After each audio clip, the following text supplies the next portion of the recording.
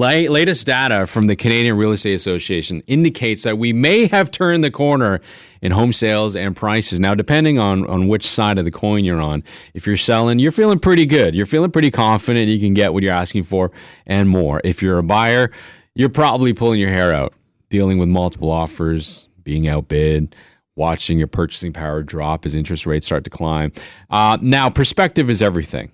And there's a lot of headlines that may catch your attention that may say doom and gloom. But I'm joined by Davelle Morrison from Bosley Real Estate to help educate us and to weather the storm. Good morning, Davelle. How are you? Pretty good. How about yourself, Dan? I'm doing well. Welcome to the show. So, for all intents and purposes, are we back to pre-pandemic levels?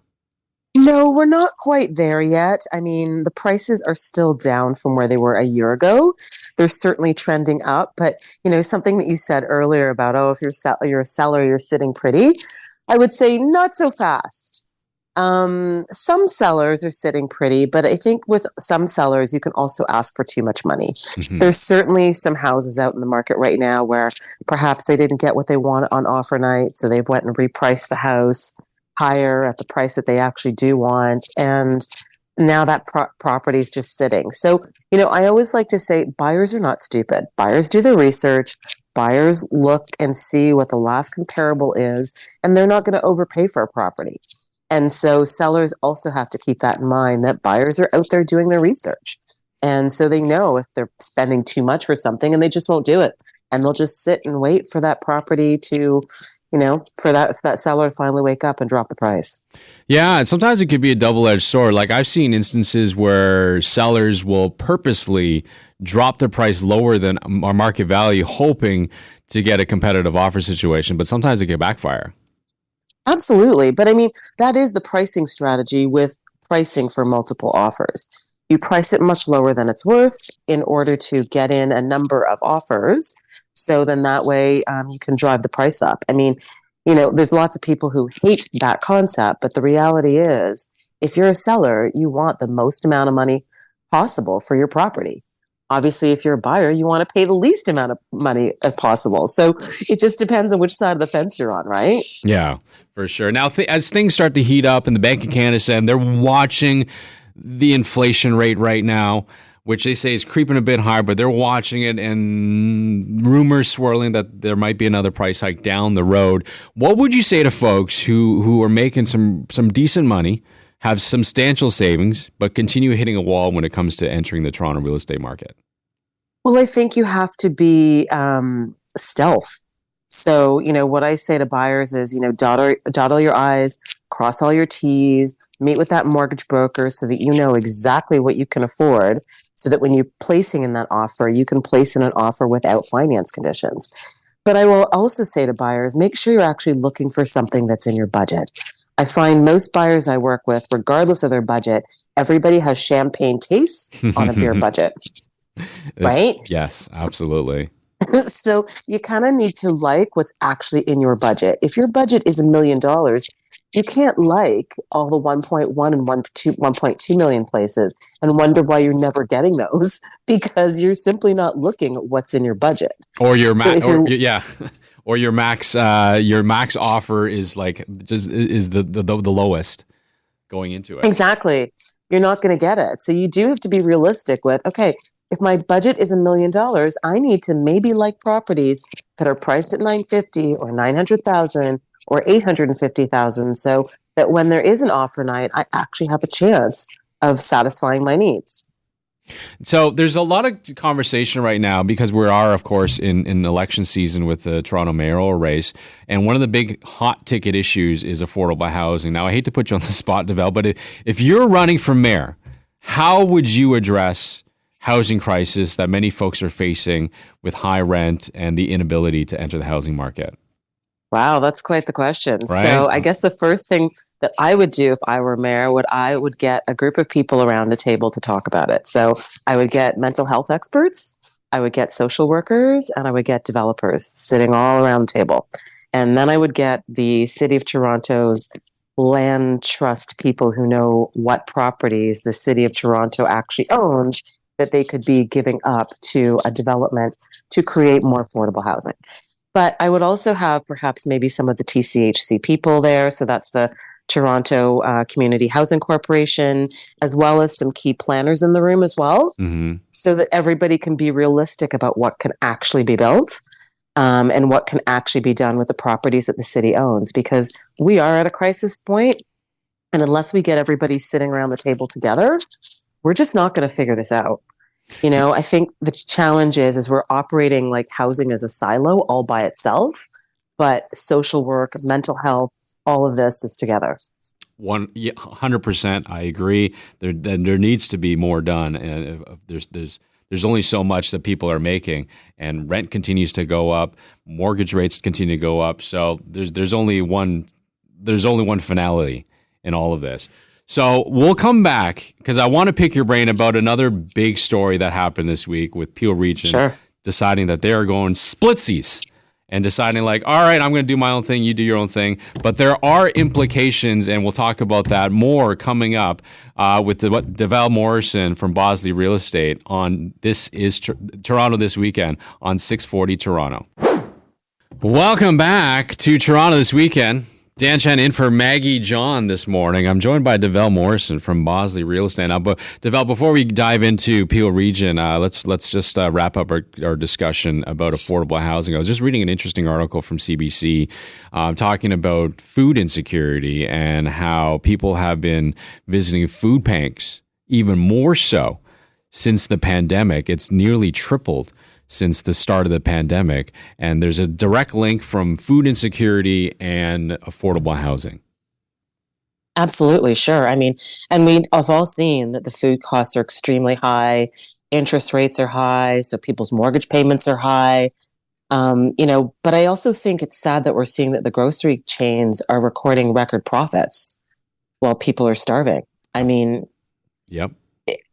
I'm floored by this. And then I think I was watching a program on the agenda a couple of weeks ago, and there was someone from Loblaw on there, and they were talking about the fact that some of their employees are even using food banks. And I'm almost speechless because I kind of think, Jesus, like if the people who are the cashiers can't afford to buy food, I mean, we just have some problems. And I almost feel like, you know what? If you work at the grocery store, just let them shop there. Give them that 15-minute, run through the store, grab what they need at the end of the day. I'm sure there's a lot of groceries that fall off the back of the truck. Mm-hmm. And so would it kill these guys to make sure their employees are well fed? Well, here's some interesting numbers. The Daily Food Bank said that they were serving up 60,000 clients a month before the pandemic. And then during the pandemic, it doubled to 120,000 per month. And then this past March, it doubled again to 270,000 clients visiting per month to the Daily Bread Food Bank. Incredible. And I mean, I think we also need to get smarter about how we distribute food in our city. So I volunteer for a local food bank, and every weekend we go to a bread store, a bread chain, at 7:00 when they close, and we scoop up all of their goods and then we bring them to the food bank. And so I feel like there need to be a lot more sort of smarter partnerships like that around the city, because I'm sure a lot of restaurants and stores are wasting food. So I think it's really great that, I'm working with Cobb's Bread, that some of these companies, at the end of the day, they're making sure that their product is being put to good use. So I do think that we need to be smarter about how we distribute food in the city. But I also think that, some of the suppliers and the grocery stores need to lower their prices to make it more affordable for people. Yeah, and you've been hearing that a lot lately as well, that you shouldn't have to choose whether or not to pay your bills to put a roof over your head and keep the lights on, and whether or not you're going to be eating your next meal. Mm-hmm, absolutely. So the next big story that we had coming up this week was Peel Region announcing that they're going to be splitting up by 2025, which will affect things like property tax and services.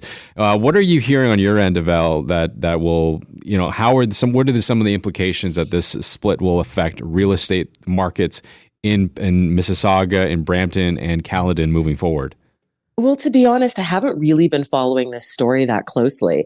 You had sort of mentioned it, and I did notice that in one of the articles I was reading that they said that Hazel McCallion had been championing this for a long time. Hmm. And so I guess I feel like if Hazel wanted it, then it needs to happen because Hazel is such a great mayor and so smart, right? Yeah. Um, but you can see that both, Mississauga as well as Brampton are growing incredibly fast. So if this makes decision making simpler, if it simplifies decision making for their municipal governments to be separate, then I'm all for it. As far as the real estate implications, I'm not sure at this point. I haven't, delved into the details of this split to what it means from there. But yeah, it's kind of interesting. Yeah, it's something definitely to keep an eye out for sure. A big concern that many existing homeowners have is the rise in interest rates, especially if you bought a home and let's say you locked in your mortgage within the last 3 years when interest rates were as low as they were. And then now I'm hearing that they're going to be coming up for renewal starting this year or next year if you did a 4 or 5 year mortgage. And it's going to be bumping up your mortgage payments by 15, by 20% per month. So how do you make sense of it all to calm people's nerves and not have them pull their hair out? Well, I think that, every year you most likely get about 20% of mortgages coming up for renewal. So every year we're going to get people who are facing that horrible news about the fact that their mortgage payments are going to increase. For some people, hopefully their mortgage comes due when the interest rates start coming down. But for those that aren't, one of the things to keep in mind is if they increase their amortization. So generally, when you buy a property, your amortization is most likely 25 years. But if they get their bank, and they're not doing this as a blanket statement right now, but a lot of lenders, because they want to make sure people can still afford their homes, if you ask them for an extended amortization. And if you can amortize to 30 years or 35 years, that will help you bring your mortgage payments down. Also, some people are, just doing short-term fixed rate mortgages, let's say a year or 2 years, in the hopes that when they do need to renew their mortgage a year or 2 years from now, the mortgage rates will be a little bit lower. Right. And I was just reading as well that many people's trigger, like if you have a variable rate mortgage, many people's trigger rate have already kicked in. And now they're... Yes, absolutely. Sorry, go on. Yeah, absolutely. And so, a couple of things. I believe what I've heard is that, yes, there are people whose trigger rates have kicked in, but a lot of the banks actually haven't forced that upon people. It does mean for a lot of people with mortgages that a good chunk of what they're paying right now is actually going towards interest, and it's not going towards the principal. I think the important thing to know is this is temporary. This is not forever. And that in the years to come, things will get easier and you will see payments go towards principal and less towards interest. But right now, we're just through that difficult period where people just need to be able to hang on and get through it, and things will get better in the years to come. That's right. Perspective is everything. Like, let's not forget, like the interest rates aren't as high as they were, say, in the 80s. I don't know how old you are, but that's when my parents bought our house. And it's like, okay, you want to talk about high interest rates, talk about paying 12, 14% for your mortgage, right? So we're not there. Exactly. And it is about kind of, having people understand that and understanding that that they could be a lot worse than what it is right now. Exactly. And same thing for me. When I was growing up, my mom was paying double-digit interest rates, 13, 14, 18%. And so, yeah, perspective is everything. Over, if you look at, the span of 20 or 30 or 40 years, well, these interest rates aren't really that high. It's just we're not used to it because coming out of the pandemic, interest rates were dropped so low, we couldn't even believe it.